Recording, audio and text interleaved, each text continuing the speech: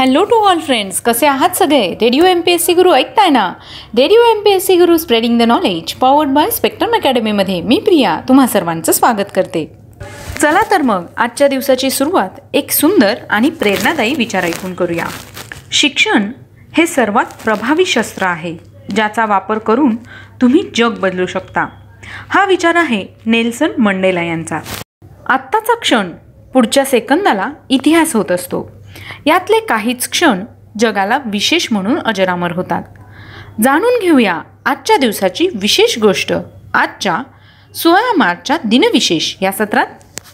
2001 साली नेल्सन मंडेला यांना राष्ट्रपती KR नारायणन यांच्या हस्ते गांधी शांतता पुरस्कार प्रदान करण्यात आला होता. नेल्सन मंडेला हे दक्षिण आफ्रिकेचे पहिले कृष्णवर्णीय राष्ट्राध्यक्ष होते.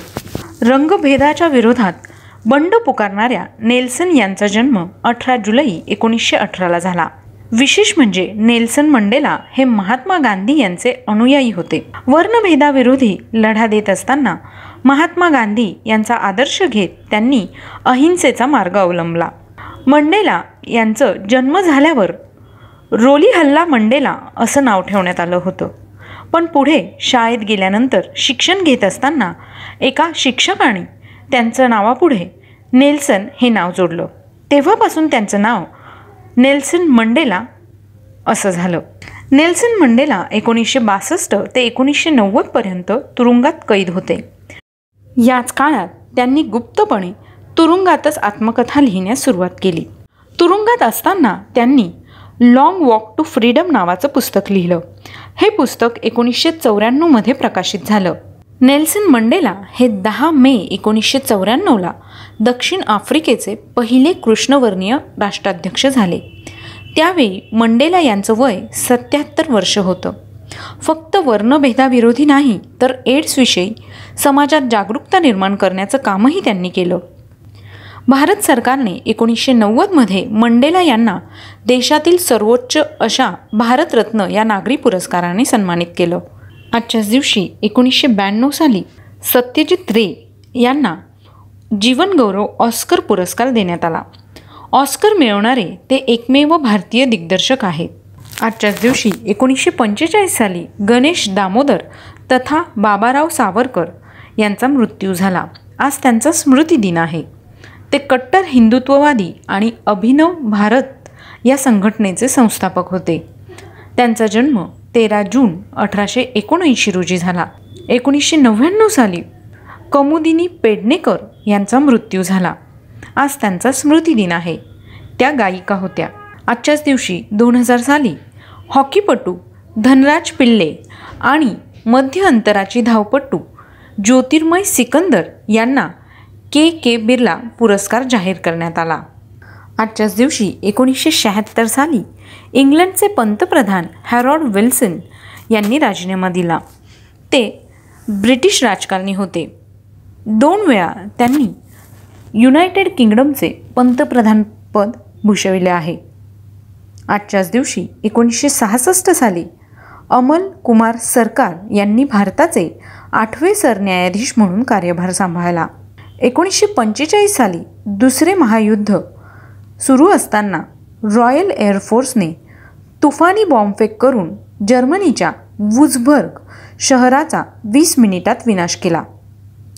आजच्याच दिवशी राजपुतांच्या गृहिलोथ वंशातील मेवाडचा राजा अमरसिंह यांचा जन्म झाला. आज त्यांचा जन्मदिन आहे. 1901 साली बा गजेंद्र गडकर यांचा जन्म झाला. ते भारताचे 7वे सरन्यायाधीश होते. त्यांचा मृत्यू 12 जून 1981 रोजी झाला. आजच्याच दिवशी 1789 साली जॉर्ज ओहम यांचा जन्म झाला. ते जर्मन गणितज्ञ व भौतिकशास्त्रज्ञ होते. ओहम हे विद्युतीय प्रतिरोध मोजणारे भौतिक एकक जॉर्ज ओहम यांच्या नावाने आहे. जॉर्ज ओहम यांचा मृत्यू 6 जुलै 1854 रोजी झाला. आजच्याच दिवशी 1528 मध्ये फत्तेपूर सिक्री येथे राणा संग व बाबर यांचे घनघोर युद्ध होऊन राणा संग यांचा पराभव झाला. 1693 मध्ये मल्हारराव होळकर यांचा जन्म झाला. ते इंदूरच्या राज्याचे संस्थापक होते. मराठे शाहीतील पराक्रमी सेनापती व मुत्सद्दी म्हणून त्यांना ओळखले जात. त्यांचा मृत्यू 20 मे 1766 रोजी झाला. आजच्याच दिवशी 1649 मध्ये शहाजी राजांच्या सुटकेसाठी शिवाजी महाराजांनी शहजादा मुराद या शहाजहानच्या मुलाला पत्र लिहिले होते. 1936 मध्ये भास्कर चंदावरकर यांचा जन्म झाला. ते संगीतकार होते. त्यांचा मृत्यू 26 जुलै 2009 रोजी झाला. 1921 मध्ये फहाद यांचा जन्म झाला. ते सौदी अरेबियाचे राजा होते.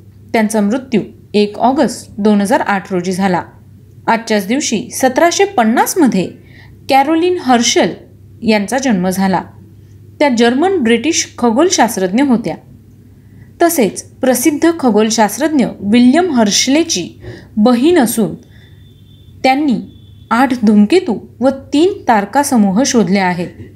त्यांचा मृत्यू 9 जानेवारी 1848 रोजी झाला.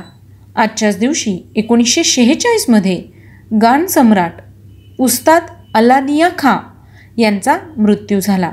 आज त्यांचा स्मृतिदिन आहे. ते जयपूर अत्रोली घराण्याचे संस्थापक व कोल्हापूर दरबारचे प्रसिद्ध गायक होते. त्यांचा जन्म 10 ऑगस्ट 1855 रोजी झाला. आजच्याच दिवशी 1751 मध्ये जेम्स मॅडिसन यांचा जन्म झाला. ते अमेरिकेचे 4थे राष्ट्राध्यक्ष होते. त्यांचा मृत्यू 28 जून 1836 रोजी झाला. आजच्याच दिवशी 2007 साली मुंजरुल इस्लाम यांचा मृत्यू झाला. आज त्यांचा स्मृतिदिन आहे. ते बांगलादेशचे क्रिकेटपटू होते.